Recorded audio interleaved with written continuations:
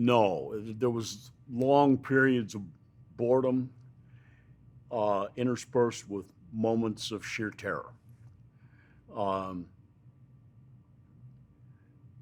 I was I was kind of a mission magnet in when I seemed to be there when something went down, and I was an airman, first class, two striper, uh,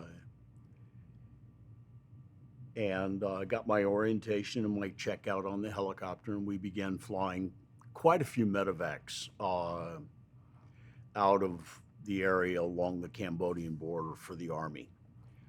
Uh, I wasn't doing a lot of treatment. We were picking up the patients who had already been through a triage and initial treatment from the Army and taking them to the hospital.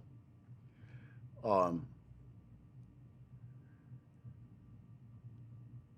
at a very young age, I got exposed to a couple of missions, which seemed to be a catalyst for my attitude towards the rest of my career.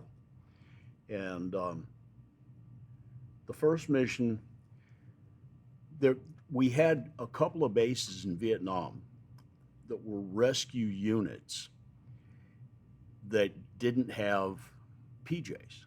They were flying med techs as their rescue specialist. And the med techs were good. They were really good medics.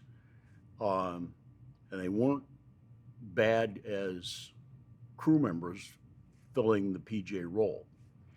Uh, they they had a good combat attitude.